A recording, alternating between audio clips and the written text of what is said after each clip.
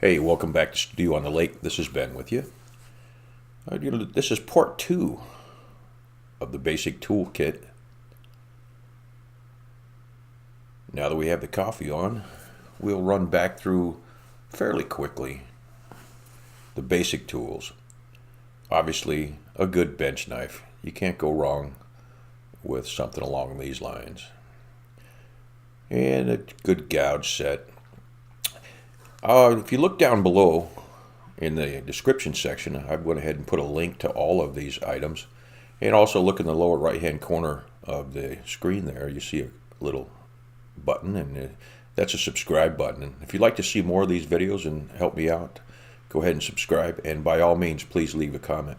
So here's the basic set that you really need to get started. This will let you do just about anything. After a while you can add a larger gouge or any of the other shapes to that. So here's the real beginning of part 2.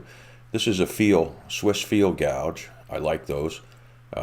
This one is made from England. I don't remember the manufacturer, but it's got a fishtail on it. It's got a pretty wide sweep. I use this quite a bit, and it can be used with your hand or with a mallet. Here's a selection of ones, and here's a monster. This one you can't use by hand. You really need a mallet.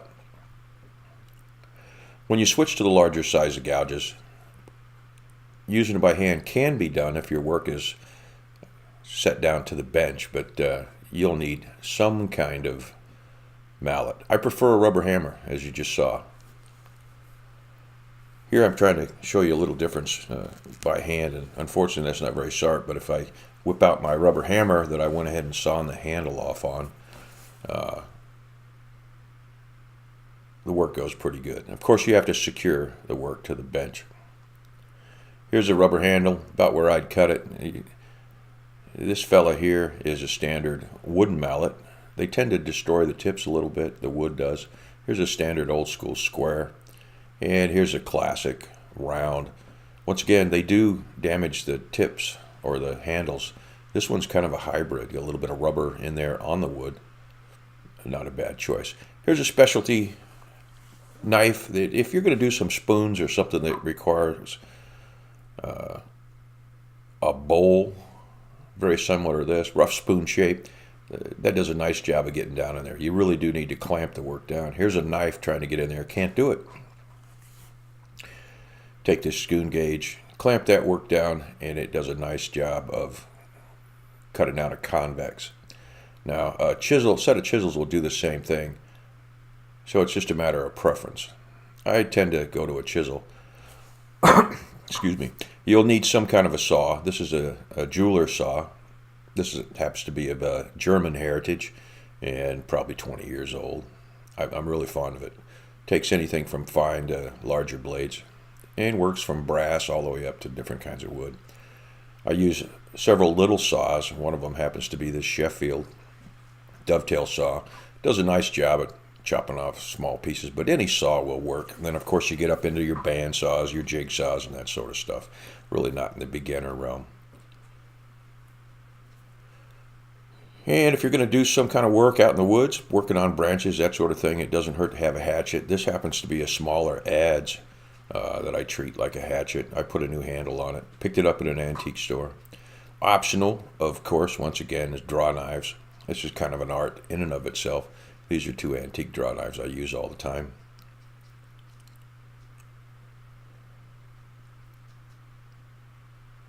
Well, when it comes down to that's your basics, you got to sharpen this stuff. This is a standard, or just a mishmash of stones that I've collected over the years. I wouldn't buy them new. I'd go ahead and pick them up from an antique store. If you're looking for newer ones, Arkansas is definitely the way to go.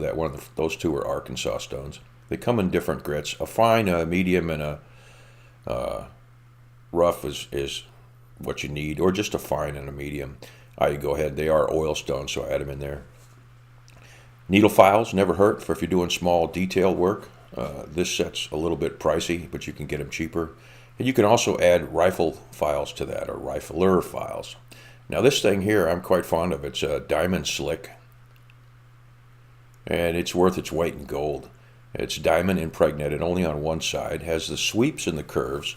I can actually do a flat knife on there, and you can see it's pretty well scraped up. I don't add any oil to it as a rule, but you can take a gouge and flatten out the inside of that gouge, and then you can go ahead and get whatever the curve or sweep of it is where my fingers are holding that thing down there. It's kind of a real handy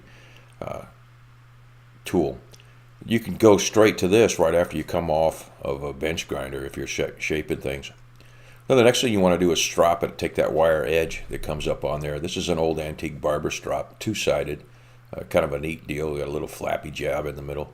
I happen to have Triple E on one side and Jeweler's Rouge on the other side. The Triple E being red, I believe. Once you buy some of that stuff, that's the Rouge. It lasts forever.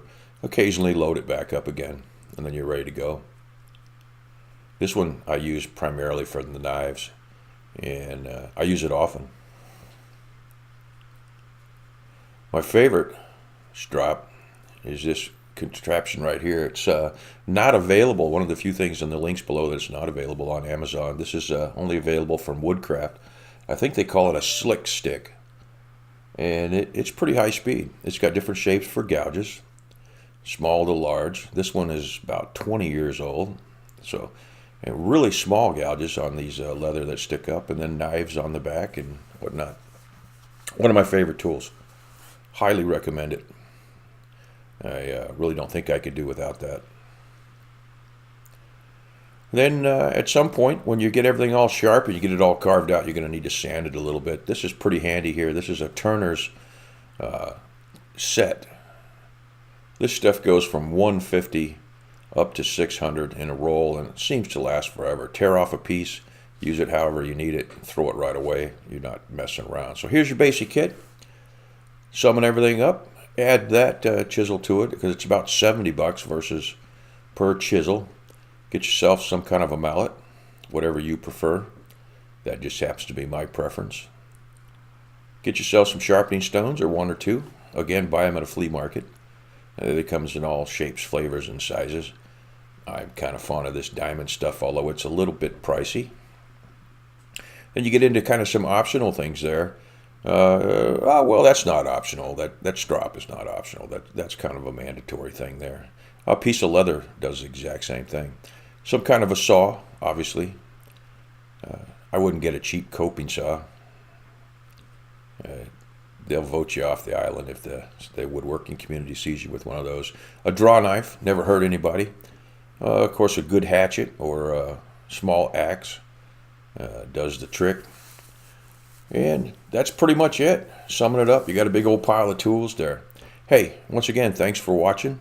It's Ben from Studio on the Lake. And if you like, go ahead and subscribe.